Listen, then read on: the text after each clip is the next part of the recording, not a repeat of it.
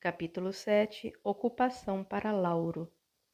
No hospital, Lauro foi socorrido na enfermaria 5, onde os enfermeiros o reequilibraram. Encontrei-o no quarto, muito abatido, olhar perdido no tempo, chorando baixinho. Luiz, como os encarnados se esquecem logo dos que viajam, não é mesmo? Desabafou. Isso é ótimo, irmão.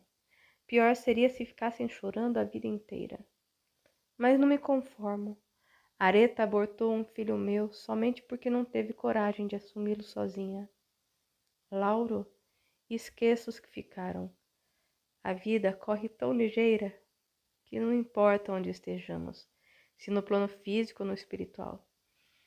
Levante-se dessa cama e vamos arrumar um emprego.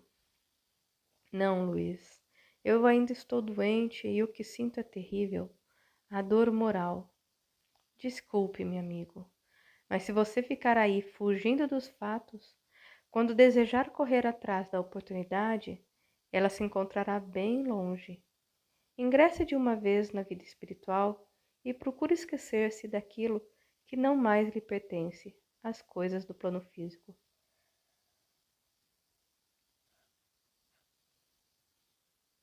Está bem, vou pensar mais um pouco. Amanhã lhe darei a resposta, falou cobrindo a cabeça com um lençol. Pedi licença e Galeno sorriu, agradecendo minha ajuda. Logo dei entrada na sala de aula e ali no teatro vivo da espiritualidade senti-me reconfortado. Alguém indagou sobre Deuteronômio, capítulo 6, versículo 4 a 7. Ouve, ó Israel, o Senhor nosso Deus é o único Senhor. Amarás ao Senhor teu Deus de todo o teu coração e de toda a tua alma e com toda a tua força. E estas palavras que eu hoje te ordeno estarão gravadas no teu coração, e tu as ensinarás a teus filhos, e a meditarás sentado em tua casa, e andando pelo caminho, e estando no leito, e ao levantar-se. Resposta: todas as religiões têm por dever a unicidade em Deus e a obrigação moral de amá-lo com todo o seu fervor. Estes versículos eram o início de uma das orações preferidas dos hebreus. Nenhum livro do Antigo Testamento insiste tanto como este sobre o dever de o homem amar a Deus. Jesus Cristo sempre o citou para promulgar a sua lei de amor a Deus. Mateus, capítulo 22, versículo 37. Os hebreus criam num só Deus, ao passo que os cananeus eram todos idólatras. Muitas outras perguntas foram feitas, e mais uma vez, reforçada em mim a certeza de que as leis de Deus estão grafadas em cada consciência e que o homem somente toma conhecimento delas à medida que vai ficando caridoso, lavando-se com a água da bondade e se perfumando com os esclarecimentos evangélicos. Ainda em Deuteronômio, capítulo 8, versículo 3. Ele te humilhou, fez com que sentisses fome, e deu-te por sustento o maná, que nem tu nem teus pais conheciam, para te mostrar que o homem não vive só de pão, mas de toda a palavra que sai da boca de Deus. A resposta é muito clara. Mesmo que venha a faltar ao homem o pão material, Deus saberá como prover o seu sustento. Portanto, o homem não vive somente a vida corpórea. Não deve cuidar somente da existência física, deixando-se arrastar para caminhos diversos da lei divina. Ele tem de se conscientizar de que é seu dever respeitar os mandamentos de Deus, os quais são vida para o corpo e para a alma. Passei os olhos pela plateia e me senti feliz por um dia ter chegado até ali. A aula era toda sobre as leis de Deus. Depois prosseguiu explicando os prodígios. Deuteronômio, capítulo 11, versículo 13. Se vós, portanto, obedecerdes aos mandamentos que eu hoje prescrevo, de amar o Senhor vosso Deus e de o servir de todo o coração e de toda a vossa alma, darei à vossa terra as chuvas em tempo certo. Perguntaram: o que são prodígios? Prodígios são fatos que despertam o estupor, porque são incomuns ou porque não se lhes conhece a causa. E o milagre é um fato real. Ocorre por mercê dos fluidos da natureza. O milagre se dá porque os fluidos magnéticos são manipulados e empregados para o fim proposto. Os prodígios, geralmente, fogem do controle, ou não se submetem a ele. Se buscasse a verdade, o homem seria menos infeliz. Seu sofrimento é consequência de sua pouca fé. A vaidade é uma cisterna onde o homem, por não buscar a Deus, se afunda de cabeça. Se empenhasse em descobri-lo, não temeria os vales da morte e os percalços da vida. Gostaria de permanecer mais tempo na aula, mas Lauro me aguardava. Ele precisava procurar serviço. Na tela, ainda pude observar o capítulo 22, versículo 23 do Deuteronômio. Se um homem tiver desposado uma donzela virgem e achando-a alguém na cidade a deflorar, resposta. A pena capital ordinária entre os hebreus era lapidação. O réu era morto a pedradas, depois amarrado por certo tempo a um poste, como objeto de execração e ao mesmo tempo de advertência e de terror para o povo. Pena que eu não pude permanecer no recinto para esse novo assunto, mas prometo buscá-lo em uma nova aula. Até lá, leiam os versículos seguintes, 24, 25 e 26. Capítulo 8. Ensinamentos bíblicos. À saída, esbarrei em Karina e Sara. Para onde vão as meninas, donas do meu coração? Para o bosque dos namorados. Há muito não lhe digo que o amo, respondeu Karina. E eu onde fico? Perguntou Sara. Meu coração é de mãe, cabe todas as mulheres do mundo. E você, Luiz, onde vai? Perguntou Sara. Estou de folga, mas pretendo ir até o plano físico prestar ajuda ao departamento do desencarne. Ultimamente só vou à crosta com uma das equipes de socorro aos desencarnados. É mesmo, Luiz? Você vive correndo muito. Não sente falta do descanso? Indagou Karina. Não. Sinto-me feliz em ajudar o recém-desencarnado, acompanhá-lo na sua recuperação e depois auxiliá-lo a viver no plano espiritual. E ainda aproveito as aulas da Universidade de Maria. Sara, sorrindo, perguntou-me. E como encontra tempo para desenvolver tantos médiuns por todo esse Brasil? Não é atribuição minha desenvolver médiuns. Se existe alguém dizendo que estou fazendo esse trabalho, está brincando com as verdades espíritas. No momento, estou empenhado em cumprir a minha tarefa com os livros. Uma programação elaborada pelo plano superior antes mesmo do meu desencarne. E não lhe assusta tantos médiuns por esse Brasil afora, dizendo-lhe receber? Entristece-me muito, porque enquanto um médium está colocando meu nome em mensagens que não são minhas, outro espírito, que tem a missão de trabalhar com aquele médium, está sendo colocado de lado. O que você aconselha aos médiums iniciantes? Perguntou Karina. Que evitem identificar as mensagens recebidas. Se o fizerem, que coloquem o nome dos espíritos desconhecidos.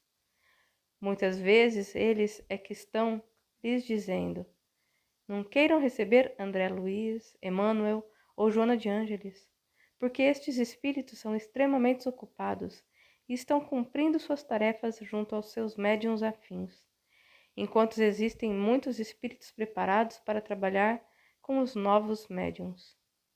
Luiz, isso o preocupa, não é mesmo? Mais que isso, Sara, deixa-me bastante apreensivo. Tenho a tarefa de levar até os leitores o esclarecimento doutrinário, já existindo uma programação prévia elaborada pelo Departamento da Psicografia. E não é certo o que vem ocorrendo em alguns centros, eu estar trabalhando no desenvolvimento mediúnico, o que não é verdadeiro. Hoje estou exercendo minhas atividades nos dois mundos tão meus. E me falta tempo para ficar pulando de galho em galho. Eu não sou macaco. Elas riram pra caramba. Bem, meninas, agora vamos até o plano físico. Quero rever os amigos. Querem acompanhar-me? Como não? Com todo prazer, respondeu Karina. Vamos de comboio ou através de nossas próprias forças mentais? Prefiro o comboio. E você, Saura? Eu vou com vocês, como forem. Inteligente, menina. Saímos em busca do comboio. Atravessamos várias praças, todas floridas e belas, até chegarmos à estação 4, onde nos dirigimos ao chefe e lhe pedimos permissão para descermos ao plano físico. Antes, apresentamos-lhes nossa carteirinha de trabalho dos livros espíritas. Encaminhados ao departamento 9, recebemos um passe especial e elucidações sobre o plano físico. Sorri pensando, mas nós não precisamos. O irmão respondeu, precisam sim. O plano físico está repleto de surpresas e nós devemos orar e vigiar para não cairmos em tentação. Desculpe, amigo, às vezes eu sou um cara meio bobo. Depois do passe, dirigimos-nos à sala de espera, repleta de espíritos que iam até a crosta da terra rever parentes ou recebê-los na passagem para o plano espiritual. Observei-os. Aqueles que iriam à terra rever parentes me pareceram bem perturbados, nervosos e apreensivos. Os que iam buscar os parentes recém-desencarnados, ou que ainda iriam desencarnar, pareciam tranquilos e seguros de si. Perguntei a Jerezim, o irmão que encaminhava os viajantes para o vagão, por que a diferença? Uns ainda sentem o cheiro da terra. Outros estão bem longe dela, e a tarefa que os espera é tão gratificante que nem lhes altera o espírito. Nisso tocou o sinal. Jerezim deu-nos um bilhete e nos indicou o portão de embarque. Já sentado, percebi que o nosso vagão estava lotado. Pensei, será que todos aqui trabalham nos livros espíritas? Perguntei a uma irmã. Os que estão aqui vão visitar os parentes? Não. Todos nós, deste vagão, trabalhamos nos livros espíritas ou nos centros espíritas. Qual o seu nome, irmã? Cali. Muito prazer. O meu é Luiz Sérgio. Ela sorriu, parecendo já me conhecer. Cerrei os olhos e logo já nos encontrávamos no pátio de um centro espírita.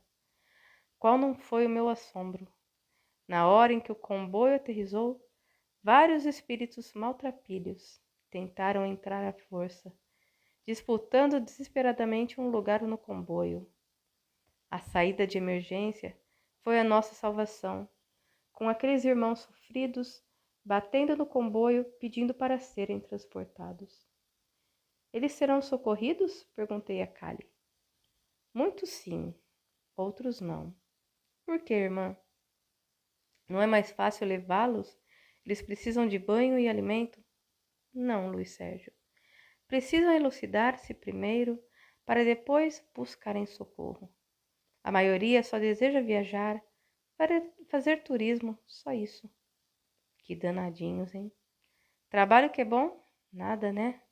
Isso mesmo. Eles brincam com a própria sorte.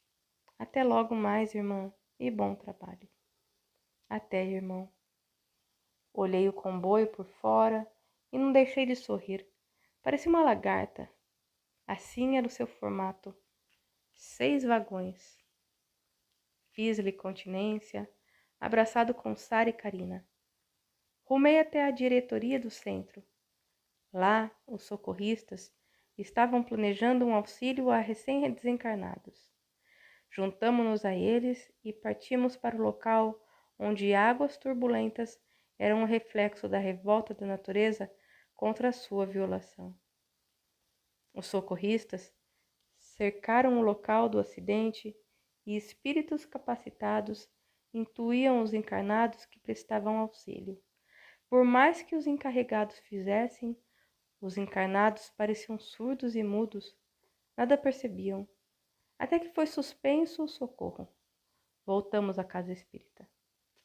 Vou falar com o irmão Augusto e pedir auxílio do seu grupo, falei a Karina. Assim o fiz. Dr. Augusto colocou seus médiuns à disposição dos socorristas.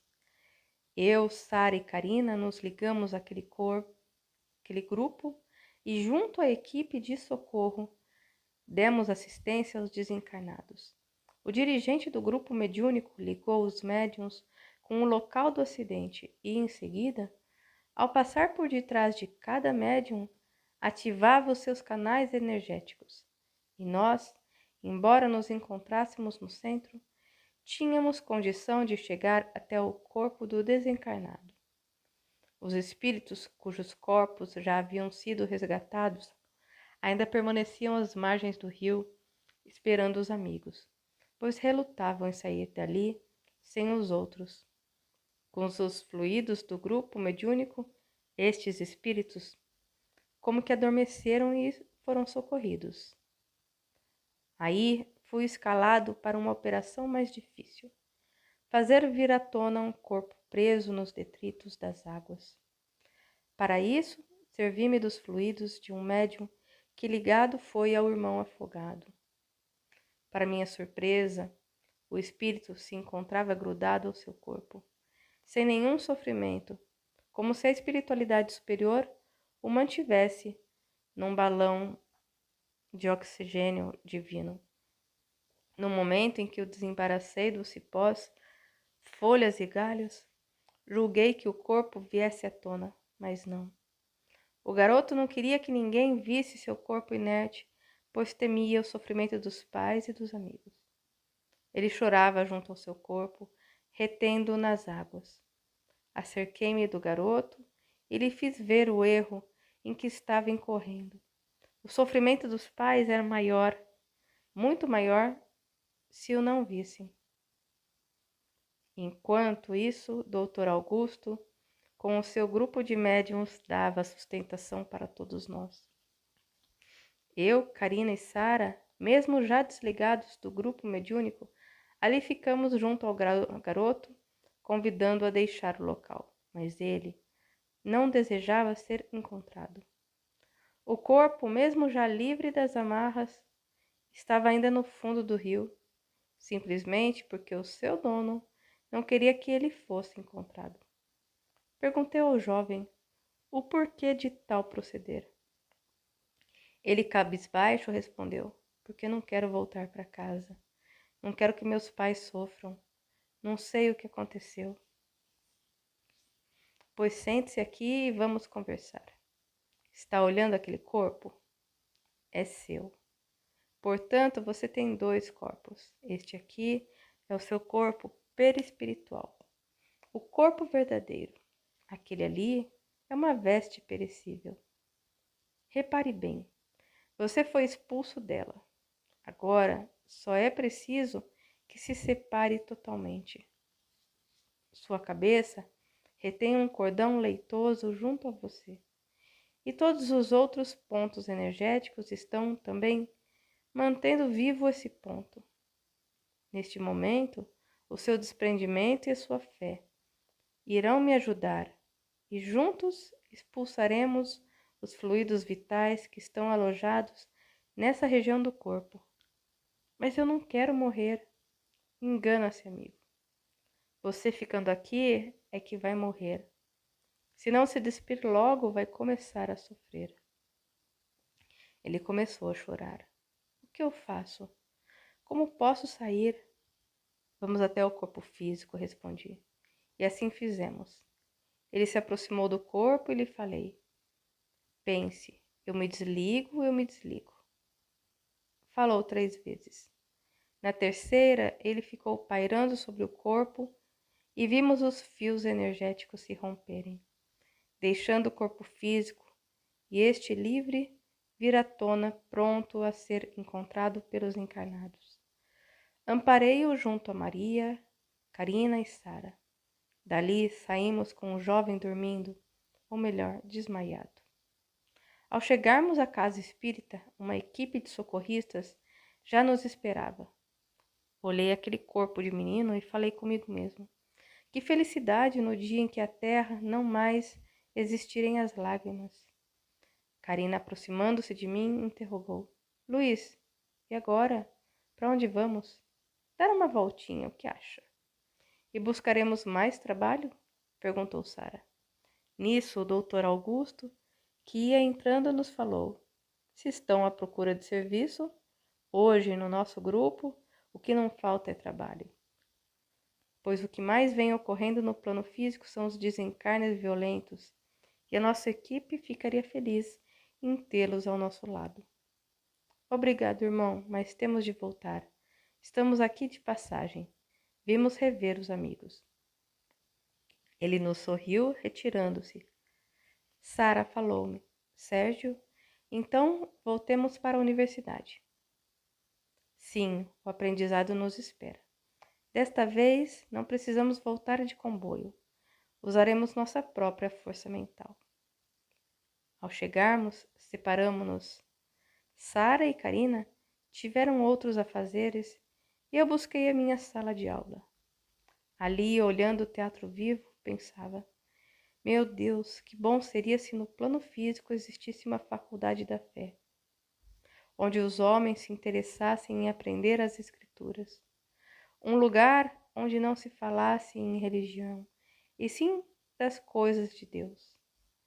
Acredito que o homem sofra muito porque conhece pouco de Deus. Olhei a plateia atenta, que ia fazendo as perguntas.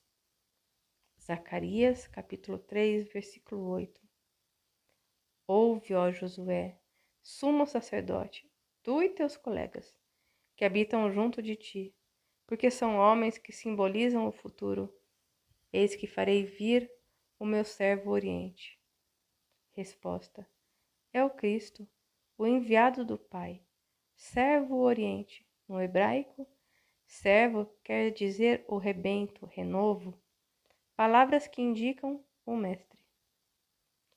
Porque a visão do candelabro em Zacarias, capítulo 4, versículo 2, vejo um candelabro todo de ouro, que tem uma lâmpada do alto do seu tronco principal, 7 lâmpadas sobre seus braços e 7 canais para as lâmpadas que estavam no alto do candelabro.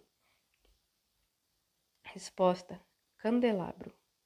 O Evangelho, templo da doutrina do Cristo. As 7 lâmpadas representam a divisão do Novo Testamento. As 4 primeiras lâmpadas, os 4 evangelistas. A quinta, o ato dos apóstolos. A sexta, as epístolas. A sétima, o Apocalipse. A luz do alto, o Messias, que tão bem viveu as Escrituras. Zacarias, capítulo 5. Visão do livro volante. Voltei-me, levantei os olhos e pus-me a olhar, e eis que vi um livro que voava. Resposta: um livro que voa, o qual tem 20 côvados de comprimento e 10 de largura. Os volumes antigos eram feitos de faixas de couro e outro material flexível, unidos em sentido longitudinal e envoltos em torno de uma haste. O livro que voa simboliza o esquecimento do homem para com as escrituras e as alterações nelas colocadas por algumas religiões. Mas ai daquele que alterar as palavras nele contidas. Todos os homens serão julgados pelo que está escrito nesse livro, e todo o que falsear será da mesma sorte julgado pelo que esse livro contém. Zacarias, capítulo 9, versículo 8 e 9. O rei manso e pacífico salta de alegria, ó filho de Sião, enche de júbilo, ó filha de Jerusalém. Eis que o teu rei virá a ti, justo e salvador. Ele é pobre e vem montado sobre uma jumenta e sobre o potrinho da jumenta. Resposta: escuta, Jerusalém, para que acolha seu rei que vem montado num jumento. Profecia que se realizou com Jesus. Zacarias, capítulo 10, versículo 4. De Judá sairá o ângulo, dele a estaca, dele o arco de guerra, dele todos os opressores. Resposta: Cristo, pedra angular, estaca, seus discípulos, o arco de guerra, a traição de Judas, os opressores Anás, Caifás, Pilatos e Herodes. Desliguei a minha cadeira e saí pesaroso, porque não dispunha de mais tempo. Outros trabalhos me esperavam. Reencontrei meus amigos no jardim e fomos até o salão nobre receber instruções e orar. Ao sairmos de lá, Sara perguntou-me: gostou da aula? Excelente. Estamos chegando ao Novo Testamento e fico deslumbrado com a mediunidade de Zacarias. As religiões teimam em não aceitar a doutrina espírita, quando ela está contida nas Escrituras. Saímos do salão de conferências falando das Escrituras quando encontramos Dr. Joaquim e Dr. Paulina. Perguntamos por Lauro e eles nos falaram: vocês podem levá-lo para o departamento do trabalho. Já está na hora dele ter uma ocupação. Agradecemos e ainda perguntamos: e os garotos que socorremos, como estão? Recuperando-se lentamente. Despedimos-nos e ganhamos a enfermaria de Lauro. Encontramo-no no jardim lendo. Olá, amigo. Pensei que vocês me tivessem esquecido. Até que seria ótimo. Porque você não quer se desvencilhar da terra? Não diga isso, Luiz Sérgio. Estava só esperando-os para me orientarem sobre o que devo fazer. Só isso. Apronte-se e vamos buscar ocupação, falou Carina. Num relance, Lauro levantou-se e logo estava de volta. Junto a ele, Sofia, que pediu o olhássemos com carinho. Despedimos-nos dela e ganhamos os bosques. O Lauro, embevecido, a tudo admirava, sempre dizendo: nunca imaginei que o céu fosse tão lindo. Deixa dessa de céu, irmão. Estamos no umbral. O que é um umbral? Uma zona de sofrimento. De sofrimento? Mas como? Não sofro. Você não sofre, mas existem muitos que estão sofrendo por aqui. Verdade? Sérgio, acho bom mostrar ao Lauro o que acontece com os espíritos que não desejam ser socorridos. Falou-me Carina. É mesmo. Para começar, vamos até a estação da morte. Mas acabamos de chegar da crosta da terra e já vamos regressar? Perguntou Sara. Preciso se faz que Lauro se inteire de tudo o que acontece no mundo dos espíritos. Voltamos a viajar de comboio junto ao Lauro, que a tudo examinava. Aproximando-se de mim, ele falou: Luiz, eu não quero ir até minha casa. Por que, garoto? Não aguento ver minha mãe chorar, nem se defrontar com os problemas de família. Não, não iremos até sua casa. Só se você quiser. Iremos acompanhar uma irmã que está sendo esperada pelos seus familiares. Calado, ou melhor, apreensivo, ele nos acompanhou até a casa de Carlota. Essa irmã, de seus 60 anos, estava desligando-se da matéria física. Lá encontramos uma outra equipe de desencarne, não a do Dr. Albuquerque, mas a do Dr. Joaquim Ribeiro. Este, junto a alguns familiares da Carlota, preparavam-na para a separação. Contudo, a nossa irmã, vaidosa, orgulhosa e egoísta. Só pensava nas joias e nos bens que teria de deixar para a família, e se apegava à vida física com tanta garra, que por mais que o Dr. Ribeiro fizesse, não ocorria o desligamento. Por que espera tanto, irmão? Perguntei. Porque não é bom para essa alma ser trazida para o nosso plano tão apegada aos bens terrenos. Passamos algumas horas ali, orando pela irmã Carlota, quando ela teve uma crise forte, insuficiência respiratória. O Dr. Ribeiro quis desatar o laço, mas o espírito de Carlota não dava condição de ser afastado totalmente do corpo material. Lauro a tudo assistia, muito atento. Uma médica da equipe segurou com força o corpo físico de Carlota e projetou a luz mental no cérebro encarnado da irmã, e ela pareceu sofrer um desmaio.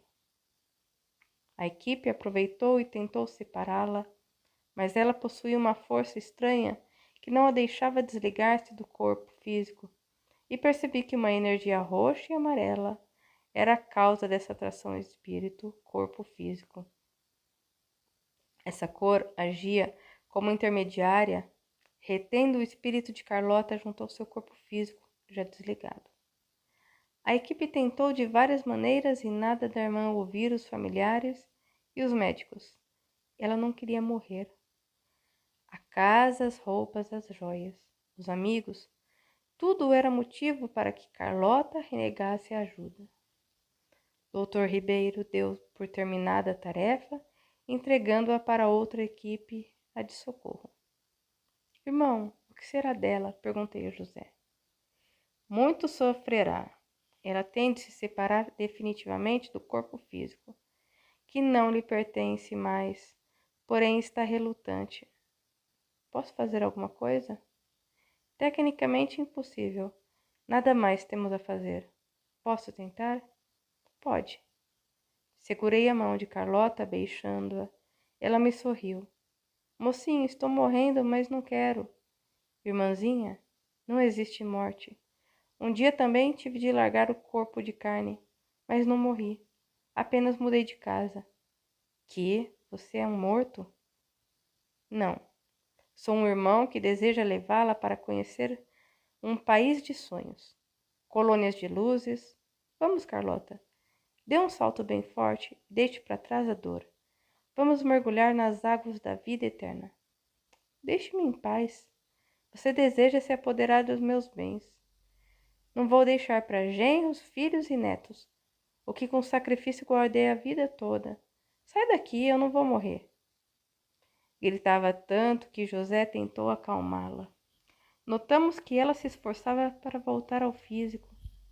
Mesmo sentindo muita falta de ar, relutava em ser socorrida. Laura, aproximando-se, perguntou-me: vai ser enterrada viva? Viva não. Ela já está desencarnada, mas o seu egoísmo, sua vaidade e o seu orgulho não a deixam voar para Deus. O corpo foi levado para a capela e lá, Carlota, tudo fazia para se livrar das flores. Não gostava delas. Achava que era desperdício ganhar flores, pois essas são muito frágeis.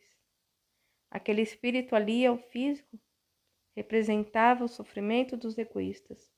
Nada podíamos fazer, pois ficava cada vez mais furiosa. E várias equipes esforçavam-se para retirá-la. Parece que o orgulho e o egoísmo possuem uma garra tão forte que se prendem ao físico, não deixando o espírito voar. Chegou a hora de enterrar a Carlota. Quanto mais os filhos e o marido choravam, mais ela se revoltava, porque eles não a viam. José falou energicamente com ela. Irmã, pelo amor de Deus, está aproximando-se o seu enterro. Deixe essa veste e venha para os braços de Jesus. Eu não acredito nele, só em Deus. E o meu Deus vai me salvar. José continuou: irmã, a terra vai lhe corroer o espírito se não aceitar nossa ajuda. Saiam daqui, não lhes darei nada. Sou rica, muito rica. Detesto o pobre e vocês não passam de os pobretões. Olhei para minhas roupas e sorri. Que irmã orgulhosa, hein? Falou Karina. Nisso, vimos o corpo físico de Carlota baixar à sepultura, levando o seu espírito que se debatia na vala. Meu Deus, que podemos fazer? Nada, falou Pulchério, o chefe daquela equipe. Agora ela terá dificuldade em sair dali. Fizemos de tudo. Não compreendi. Por que a equipe não tira ela de lá? Na Terra, existem elementos fluídicos que, ao contato com a maior energia do espírito, agarram-se a este, o que torna difícil a separação. Esses fluidos que a Terra contém são tão poderosos que deles nascem o alimento, as flores, as matas. Todavia, o espírito não foi criado para esse contato. Mas, infelizmente, o homem torna tão material sua vida que se transforma em escravo da terra, e quando seu corpo vai nela repousar, o espírito também a busca. Saímos dali ouvindo os gritos de Carlota. Até quando ela ficará presa do egoísmo? Perguntei Hilário. Um grupo bom, mediúnico, poderá ajudá-la. Deu um estalo na minha cabeça. Ótimo! Conheço alguém que dá assistência aos desencarnados. Vamos até lá pedir ajuda? Bem recebidos por Nari, Dayal e Honor, informamos do que se tratava e imediatamente eles nos colocaram em contato com um dos grupos mediúnicos da casa. Detalhei o caso e o Dr. Salem mandou que nós nos preparássemos para o trabalho, que se realizaria na segunda-feira. Aguardamos com ansiedade o momento de aliviar Carlota. Cedo já encontrávamos na sala mediúnica em total silêncio, orando muito. Os médiuns foram chegando, antes ocupavam as duas cadeiras preparadas pela espiritualidade, onde suas auras eram limpas e seus corpos nivelados. Posso chamar essas cadeiras de pronto-socorro do equilíbrio. Presenciei irmãos ali chegando bastante desequilibrados e logo se sentindo bem melhor. Foi feito um estudo do Evangelho entrelaçado com os ensinamentos do Antigo Testamento. Um trabalho de pesquisa muito proveitoso para o crescimento daqueles médiuns. Chegada a hora da prece, emocionados ficamos com as palavras proferidas por um espírito que naquele dia iria dirigir os trabalhos. Total silêncio. Os médiuns nem se moviam nas cadeiras, braços sobre a mesa, posição estática. Os dirigentes, encarnado e desencarnado, passavam por detrás dos médiuns e estes, assistidos por uma equipe de técnicos espirituais, com seu conhecimento, tinham regulados os centros de força de seu perispírito, e estes emitiam mais carga para as rodas energéticas do duplo que atuavam sobre os órgãos físicos e destes partiam em direção ao túmulo de Carlota, os fluidos manipulados pelos técnicos. Estes fluidos, direcionados aos corpos de Carlota, levavam seu espírito a uma situação incômoda, lutando para se libertar.